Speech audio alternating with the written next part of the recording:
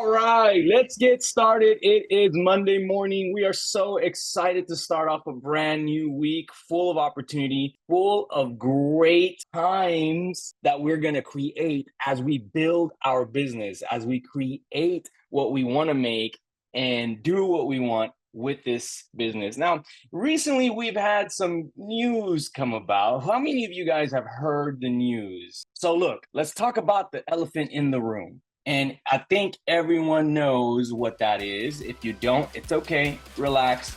We're going to bring the elephant to you. All right.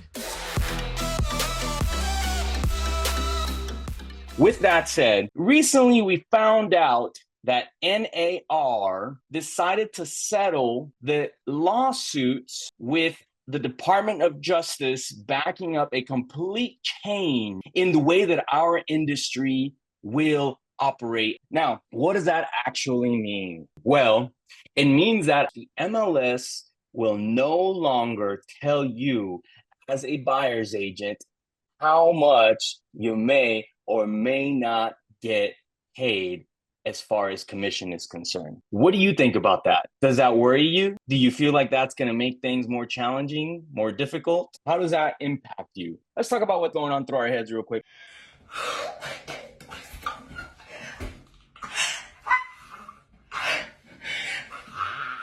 You are making $500,000 and you were only going to pay me 30? You're getting 30 grand? I'm getting 1,000. Wait, you guys are getting paid? I can get it right, but, well, hey, ain't gonna be cheap. We talking still make thousands. Yeah, before you say something. Well, my concern is with my clients, especially my single mothers that need that extra help. They will no longer be able to pay me. So I was just thinking, I've been thinking all weekend long, because I've been working all weekend long, that it's still negotiable, right? We can still, just like we ask for closing costs, we can still also ask for help for my commission pay for my client. Yeah, absolutely. And I think that's the biggest concern that we have, that we all may have, is how is it going to impact affordability? We already have an affordability issue. We already have people who can't necessarily easily get into buying a home. How will that impact the consumer? The consumer, the first-time home buyer, the single mother, the veteran is going to be affected because VA loans specifically say that the buyer's agent has to be paid by the seller. Well, the seller can choose not to pay a commission at this point. So we have some hoops to jump through. Here's one thing that I know about being in real estate, guys, and I know that it may not show, but this next year will be my 18th year in real estate. And I know one thing for certain. There's nothing else I've learned more about this business than the fact that change is the only thing that is constant. Change is never going to go away, and that there's always a way to work through that change. There's always going to be a way to make ends meet and make things work. I see a hand raised. Go ahead and let me know what's going on. I wanted to bring out that I hate the fact that the media is like telling everybody that they will not have to pay anymore. So it's not mandatory, but that doesn't mean that it will happen. And I hate that misunderstanding, because that will help sellers not pay us, right? Because they are telling not to pay us. I don't think it's going to be like that. I think sellers are still interested in having other agents bring in the buyers, right? Absolutely. So what you're saying is it's awful the way that the media is portraying it. It's going to bring the wrong interpretation of how things are going to work. And no doubt there's going to be sellers out there that are going to say, I'm not paying a dime. You can list my house, but I'm not paying a dime extra than that. And that's okay. And we're going to learn to deal with those folks, just like we learn to deal with all sorts of crazy in this industry. But you're absolutely right. That is going to be a challenge. Caesar, you have your hand up? Yeah. She brings up a good point, and that's one thing I wanted to say that we want to be careful as agents is the media is spinning this as sellers no longer have to pay the buyer's agent when they sell a house, right? When nothing in that lawsuit says that. The sellers never had to pay a buyer's agent. It was always negotiable. The only thing this changes is how we present it up front, and we need to make sure we disclose what's happening. But at the end of the day, nothing changed other than we're not allowed to advertise it on the MLS, and nothing says that they can't pay it. They can still pay it. It's just going to become a negotiation piece like it always should have. And it always was, like it was always a negotiable piece. So we just want to be careful not to put it out there when we're talking to them, telling them you don't have to pay it anymore, because they never had to. And that was the wrong way to present it to them anyway. So I think we just need to stay away from that negative side of it, right? And build on how are we going to present it?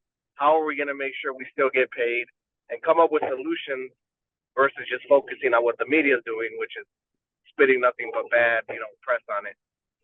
And that's absolutely right. I think when we talk about what the solution to all of this is, because there is a solution, right? Until we find a permanent solution, can you see the benefit in us as a group, not just here at White Picket Realty, us as real estate agents of Houston, of real estate agents of Texas, all having a common understanding of how we plan to explain and educate our clients. Because if you have a different conversation with the client and I have a different conversation with a client, that's what's going to cause the chaos in all of this. And it's going to require us to have a little bit better skilled agent than we have before. That's a good thing.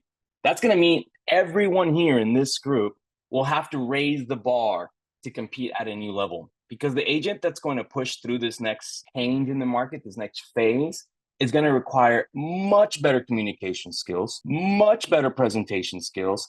It's going to require that agent to make extra phone calls that we didn't have to make before because we already had a beautiful system where everyone was compensated well. And it was open and we were able to easily get that information. Now we may have to make that extra phone call. Now we may have to negotiate and make certain that we understand the terms of every transaction. And if you're a listing agent, your conversation is going to be completely different.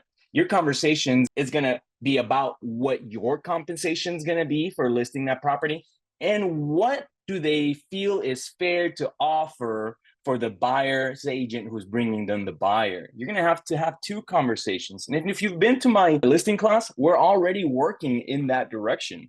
I see a couple more hands. We got time for maybe one or two people. I'm going to go ahead and let Jenny talk. Go ahead, Jenny. And welcome, by the way. This is Jenny's first Monday marketing kickoff meeting. So welcome. Thank you for being on. Thank you for having me. So I just want to piggyback off of what Cesar said. It's just social media scaring people, which honestly is going to filter out the people that shouldn't be in this industry. So I look at it as a good thing, less competition, less people out there making mistakes and more clients for us. And yeah, it comes down to setting expectations in the beginning with your client in the listing because nothing's changed. It's just that they're not able to put it on MLS. They're basically blowing it out of proportion like it's not that, it's going to stay the same. It's just the way that it's being worded. And like you said, it's going to make us better agents. I absolutely agree.